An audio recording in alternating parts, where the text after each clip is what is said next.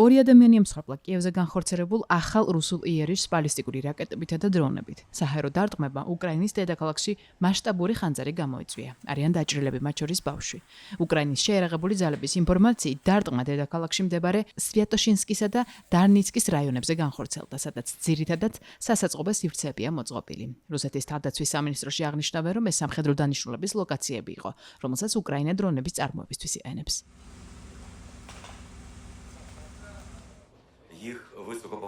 დარტყმებამდე დღისით უკრაინას ევროკომისიის პრეზიდენტი ურსულა ფონ დერ ლაიანი და აღმოსავლეთ ევროპის ლიდერები სტუმრობდნენ.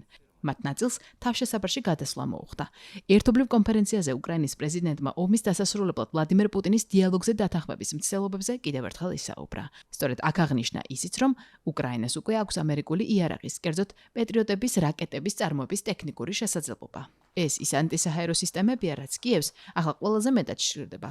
ქვეყანა ანტიბალისტიკური პროექტების მიმართულებით ევროპასთანაც აქტიურად მუშაობს.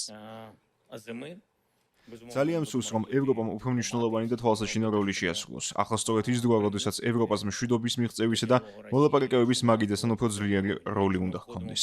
ამაზე დიდი იმედებს ვამყარებთ. ჩვენ ველოდებით, რომ 2026 წლის ბოლოსთვის უკრაინულ გუნდს ექნება პეტრიოტების რაკეტების წარმოების ტექნიკური შესაძლებლობა. ანუ ამერიკული რაკეტების წარმოებას საკუთარი ძალებით შევძლებთ. მემზადებით ზამთრისთვისაც ჩვენ და ჩვენი დიპლომატები ყველაფერს გავაკეთებთ, რათა რუსეთი დიალოგზე დავიყოლიოთ და ცეცხლის შეწყვეტას მივახციოთ. ზამთრის მოახლოებასთან ერთად სრულ მზადყოფნას უნდა ვიყოთ. ამისთვის უკვე გარკვეული დროა მემზადები და ჩვენი პრიორიტეტებიც მკაფიოდ არის განსაზღვრული. დღეს მოხარული ვარ განვაცხადა, რომ დრონებისთვის დამატებით კიდევ 1 მილიარდი ევროს გამოყოფა გადაწყდა. თუმცა, რა თქმა უნდა, ეს მხოლოდ დასაწყისია. ჩვენ უკვე დავამტკიცეთ 10 მილიარდი ევროს დაფინანსების გეგმა, რომელიც დრონების, რაკეტებისა და საბრძოლო ავიაციისთვის არის განკუთვნილი. როგორც უკვე აღვნიშნე, ეს მართლაც მხოლოდ დასაწყისია.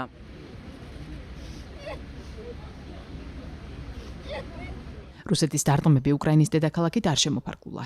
იყო იერიში ზაპორიჟიეზეც, რომელიც ასევე მსხვერპლით დასრულდა. აქ მასიური დარტყმების შედეგად საცხოვრებელი სახლები დაზიანდა. რუსებს სურთ ზაპოროჟიაში შემოსვლა, მაგრამ მათ ამის საშუალებას არ აძლევენ და ისინი ამას ვერ ახერხებენ. ამიტომაც ატერორებენ მოსახლეობას, ხოცავენ ადამიანებს. სულ ეს არის.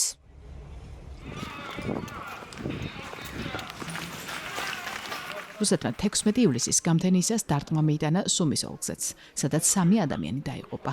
მართვადი რაკეტები აქ სამედიცინო დაწესებულებას მოხვდა. იყო მორიგი იერიში უკრაინის ქალაქ ოდესაზეც, რომელსაც ამ შემთხვევაშიც 3 ადამიანის სიცოცხლე ემსხვერპლა. ამ რეგიონებს რუსეთის შეერაღებული ძალები ბოლო თვეებია განსაკუთრებული სიმძლავრით უტევენ.